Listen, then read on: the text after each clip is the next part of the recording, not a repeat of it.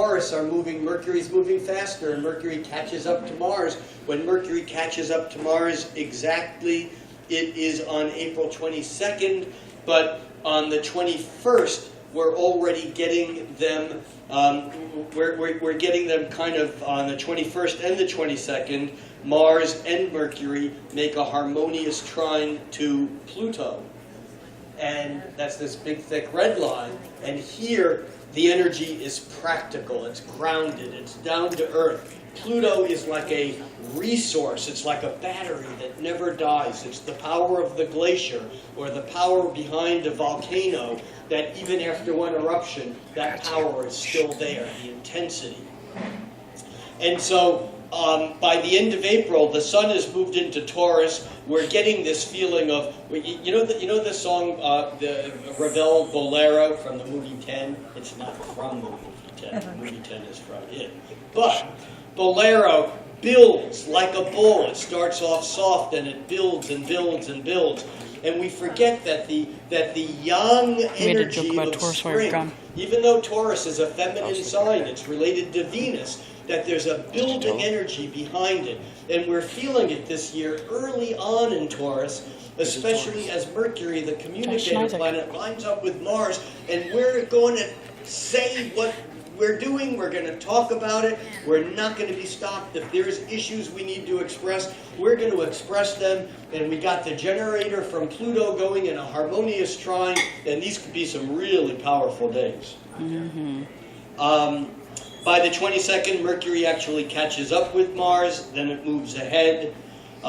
During this period also, we're beginning to anticipate the next round of change. We're going to have them change direction really quick. And if you know Taurus is in your life, if they're laying on the couch watching the game or watching a movie, if they're sleeping, you're not going to get them up any faster than they're going to get up. But if they're mowing the lawn or doing a project and you want them to stop for dinner, forget it. They're in motion and they're going to continue doing what they're doing. Fixed. And then by, we're going here by a week, time gets away from you when you do this on a computer. There we go. Okay. So then by the 6th, the Sun and Uranus are exactly aligned. The Moon has moved on. The eclipse is over. But this is electrical. This is awareness. This is freedom of choice. This is independence. And I will close a little later with a poem that is a poem about Uranus that kind of talks about how instantaneous Uranus is and how it works that way. So, we have on April 6th the Sun conjuncting Uranus, but I want you to pay attention to Mercury, which is here in Aries also. The other two personal planets, Venus and Mars, are already ahead of the Sun. They're moving faster than the Sun, and they're already off into Taurus, which is why this year, because two of the three personal planets, Mercury, Venus, and Taurus, being ahead of the Sun in the next sign, it already feels later in spring than it already is, because we're getting this Taurus energy where spring settles in is actually warmer. I mean, we think of Aries as beautiful and warm, but often in many parts of the northern hemisphere, spring can be rather cold and bleak. I mean, there's more light, but the buds and the life really doesn't begin to flourish astrologically until we have planets in Taurus, which are more earthy and sensual and beautiful. So, we have Mercury still behind the Sun, which means that over the next few days, even though the Sun moves away from Uranus and away from its square to Pluto, if you watch Mercury, now Mercury by the 7th and by the 8th, Mercury comes into the picture, and Mercury squares Pluto on the 7th, and it conjuncts Uranus, well actually it conjuncts Uranus early on the 8th.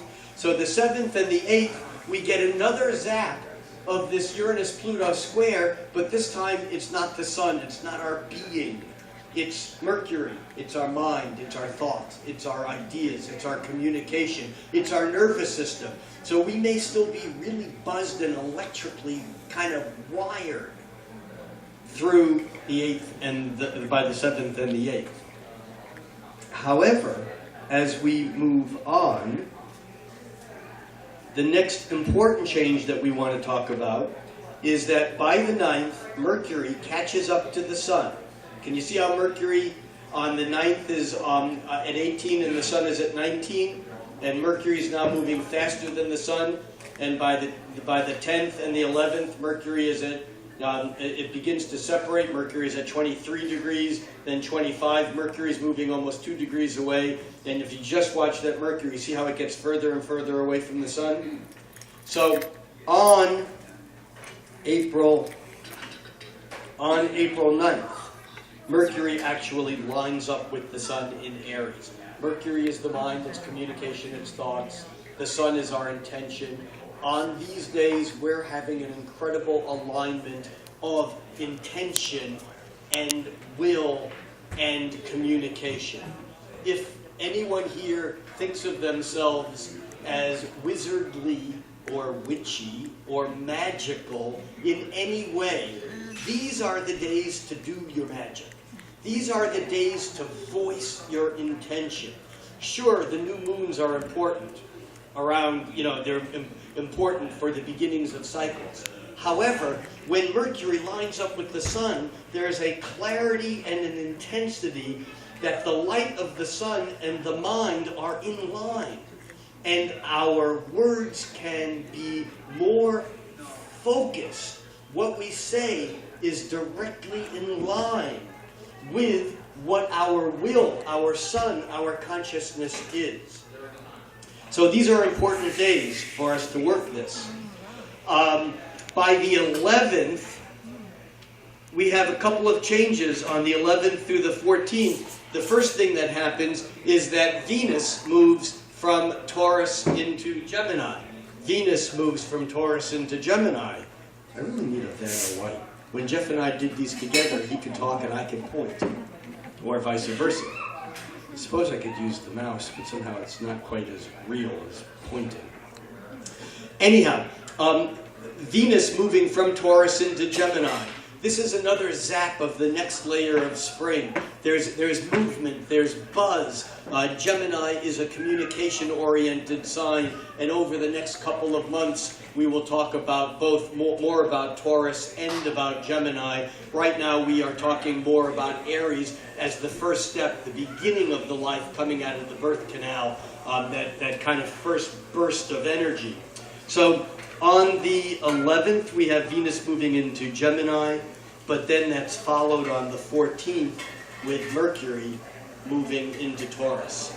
Now, we're kind of setting the tone for the Sun's movement into Taurus. Just a couple of days later, the Sun moves into Taurus on the 20th. And you can see that by the 20th, we have all those planets which were clustered in Aries. Now we have a pileup of planets in Taurus. And here's the deeper meaning of the shift of this time of year. We're coming out of Pisces, the end of winter, the garbage collector refuse of the zodiac. Everything washes into the sea. And that's Pisces. It's the greater ocean. We're all fish swimming around in this big ocean. In Aries, we're birthed onto the shore, and we have an individual trajectory. In Taurus, it begins to gain solidity. And by the end of April, with Mercury and Mars and the Sun, and actually just for a bit we have the Moon there also, and the new Moon, interestingly enough, on the 18th, occurs while the Sun is still in Aries. We've been in this cycle for several months now, where the new Moon has happened at the very end of a sign, rather than at the very beginning. That'll shift. And in a way, it's like wanting to get ahead of ourselves. It's like we're off into Taurus land, but we're really being birthed back in Aries. And so it's an odd juxtaposition of time that I think goes back to these eclipses that just creates these weird kind of cycles within cycles that are at different speeds. This new moon in Aries is exact on April 20th at 2:40. No, sorry. On April 18th at 11:56 a.m. here in Seattle, that's Pacific Daylight Time.